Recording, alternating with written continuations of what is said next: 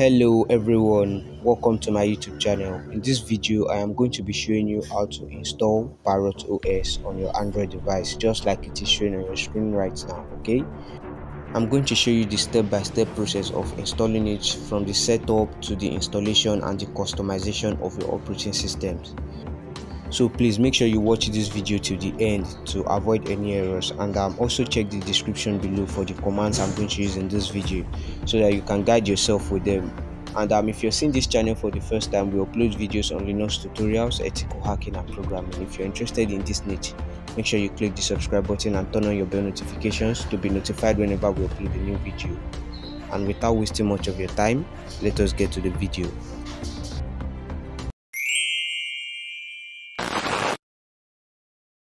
So welcome back guys. After installing Termux, the first thing you're going to do is you're going to update your packages. Okay, to update it, you're going to use the pkg update command. Now after updating your packages, the next thing you're going to do is you're going to install Parrot distro, of course, which is a package we use to install most Linux operating systems on your Android device. So to install Parrot distro, you're going to use the pkg install Parrot distro command. And after installing Parrot distro, we're going to edit a custom script, okay, for our Parrot OS. To do that, you're going to use the command shown on your screen right now. Alright, this command is going to open up a window where we're going to paste our installation script. Okay, so after entering the command and you click on enter, this window is going to open. You're going to paste the script there, and after pasting the script, you're going to save and exit by clicking on Ctrl X on your keyboard. Okay, and now you can now proceed to the installation of Parrot OS by using the command Parrot distro install Parrot. You're going to install Parrot. Okay, now after installing Parrot, you're going to log into your Parrot CLI with the command Parrot distro login Parrot. Okay, Parrot distro login Parrot. All right, and that is going to log you into your Parrot CLI. And now that you're logged into your CLI, you can now update your repositories with the apt update command. Okay, now after updating your Parrot repository, the next thing we're going to do is we're going to proceed to the installation of the GUI. So you're going to install the XFCE GUI interface by pasting those commands. I'm going to be pasting the command in the description below, so just go to the description and copy those commands from there. And after that, we're going to create a manual command to launch our VNC server. Okay, you're going to do that with the command shown on your screen right now, nano /user/local/bin, and the name of the command is going to be server. And inside the command, we're going to paste this script. Okay, so I'm going to be pasting all of this in the description below, so you do not have to stress yourself. And you're going to give this script executable permission with the chmod +x command. And once this is done, we can now proceed to launching our VNC server. So to launch your VNC server, you're just going to simply type the server command, and if you're launching it for the first time, you'll be prompted to enter a password. Please create a password you can easily remember, and that is it. That is going to launch the VNC server. Now open your NetHunter application.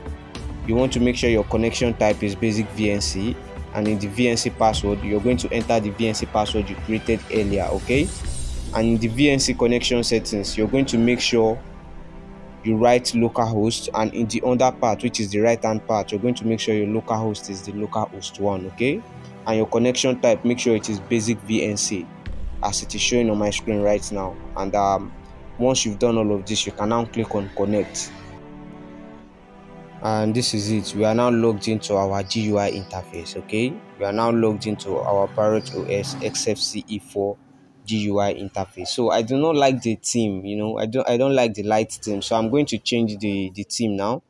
You're going to click on settings, then you're going to go to appearance, and in the style you want to click on the Adwaita dark. Okay, I think I prefer the dark theme personally, and I'm going to change the icons to Adwaita. Okay, and okay, I'm just going to leave this as it is. Okay, I'm going to leave this one as it is, and I'm going to close it. And another thing I don't like is the panel. I think I don't like the workspace switcher, and yeah, I don't like that.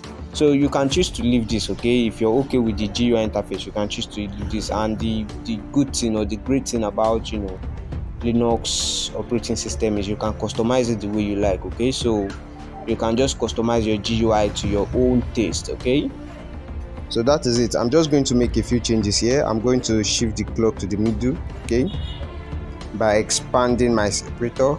All right, And after doing that, another thing I'm going to do is I'm going to remove the second panel, which is the panel below, because I do not like that panel. Okay, so I like, you know, keeping my GUI interface simple. So I'm just going to remove that. And now that that is done, let's click on the application menu and see what's going on. As you can see, in the internet, the Firefox EXR is there, and the Firefox browser is working perfectly. And testing the terminal now. As you can see, everything is working perfectly fine. Okay, so you can, you know, start enjoying your mini Linux experience right from your Android phone. Okay, and to the most important aspect, I always emphasize on this on every video I make. It is important to kill your VNC server after you're done working on, you know, your operating system, to avoid, you know, having connection errors the next time you try logging in. To do that, go back to Tamox and enter the command vnc server-q ratio 1, and that is going to kill the VNC server.